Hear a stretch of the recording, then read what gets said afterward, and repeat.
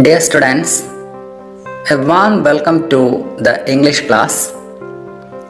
Today, we are going to learn the first lesson of your textbook, His First Flight, a fictitious short story by Liam O'Flaherty.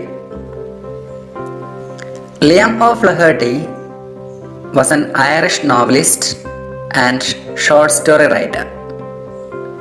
His works are noted for their psychological insight into life's problems and the ways of overcoming them.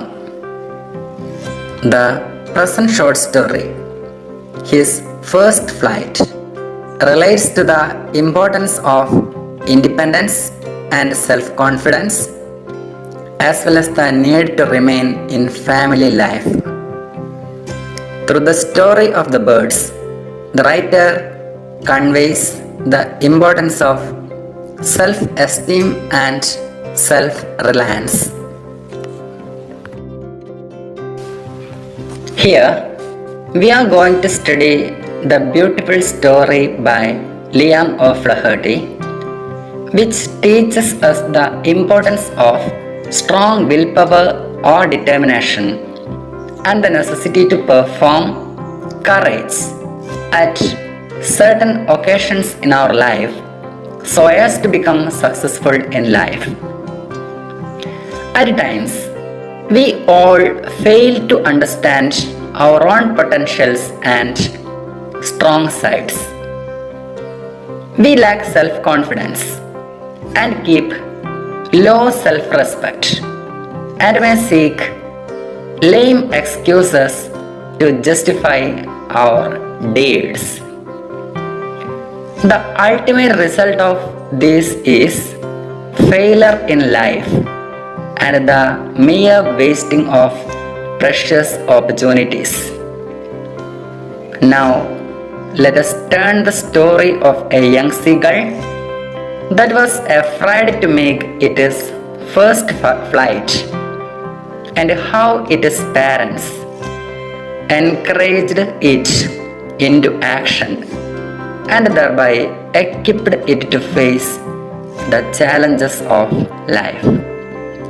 ജീവിതത്തിൽ പലപ്പോഴും ആത്മവിശ്വാസം നഷ്ടപ്പെടുക അല്ലെങ്കിൽ സ്വയം ഒരു ബഹുമാനമില്ലാതിരിക്കുക എന്നുള്ള അവസ്ഥ നമ്മളൊക്കെ അനുഭവിച്ചിട്ടുണ്ടാവാം. പലപ്പോഴും ചില ഒഴിവ് കഴിവുകളിലേക്ക് നമ്മൾ മാറുകയും ചെയ്യും. നമ്മുടെ ഏറ്റവും നല്ല അവസരങ്ങളെ തട്ടിക്കളയലായിരിക്കും അതിൻ്റെ ഒരു ഫലം എന്ന് പറയുന്നത്. ഇവിടെ നമ്മളൊരു it's a fictitious story, it's a fiction, just a figment of fiction, and here we are going to study the story of a young seagull, ഒരു കടൽ പക്ഷി. അവൻ്റെ കഥ നമ്മളിവിടെ പഠിക്കാൻ പോകുന്നു.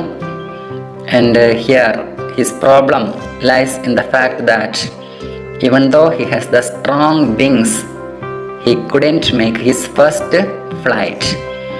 And the author is trying to teach us a lesson. We have to realize our own potentials. We have to identify our own strong sides. That is the message the author is trying to convey through the story.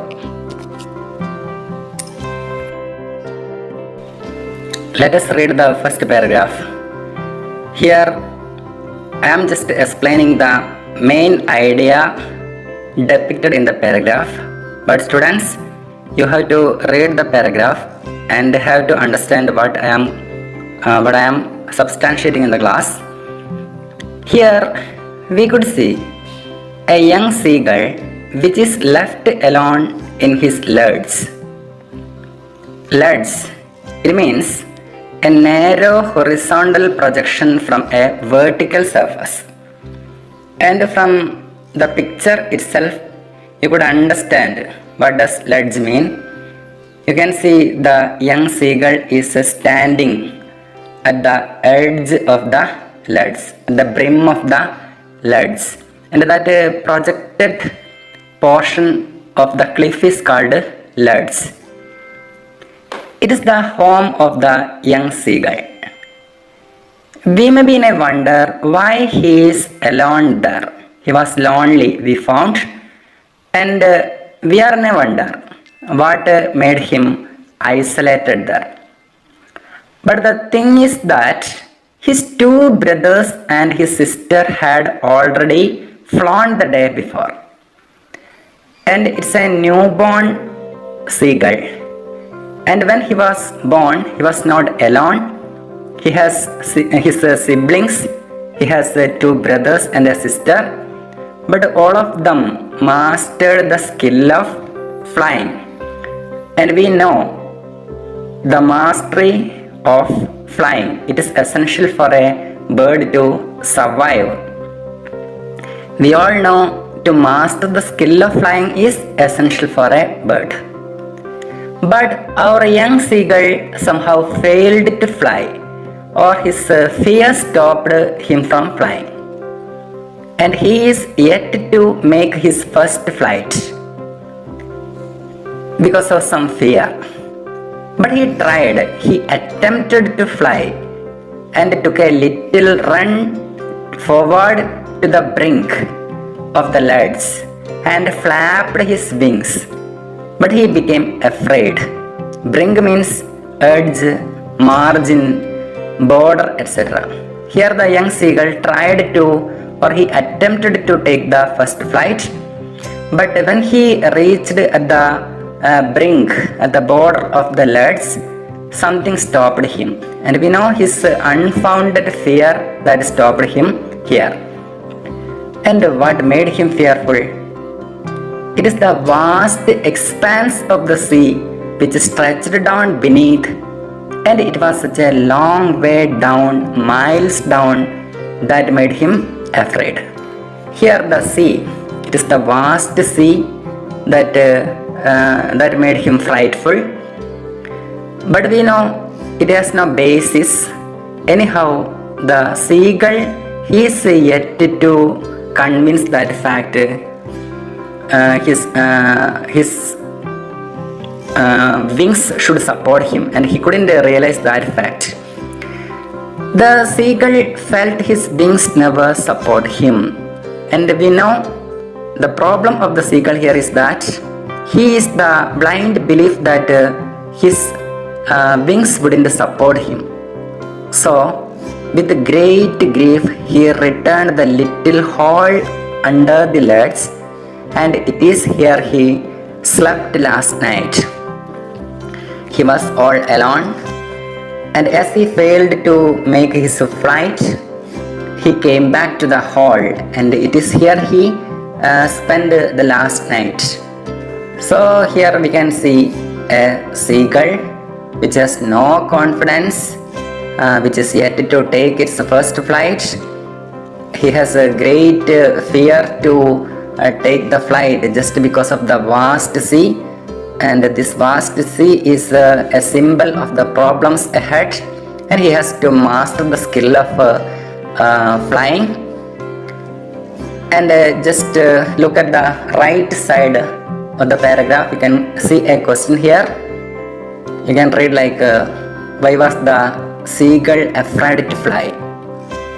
Now I think you are in a position to write it and write the answer in your English notebook. We found what prohibited the young seagull to take his first flight. Let us turn to the next paragraph. You can read the first line like this. Even when each of his brothers and his little sister, whose wings were far shorter than his own, ran to the brink, flapped their wings and flew away, he failed to muster up courage to take that plunge which appeared to him so desperate. Here it is a curious thing.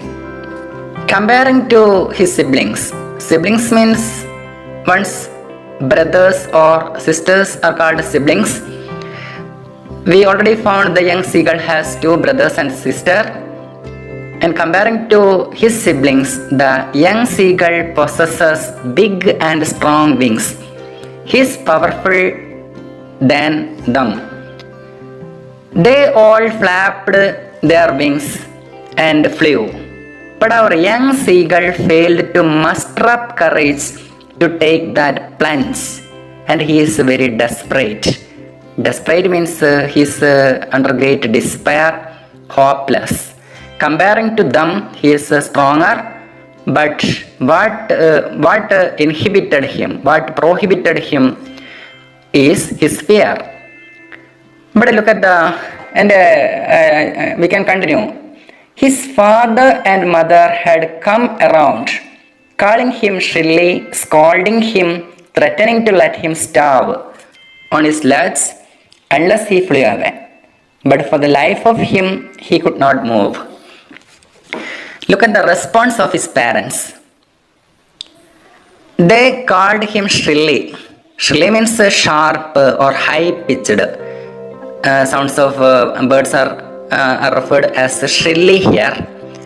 They scolded him and even threatened him to starve unless he flew away.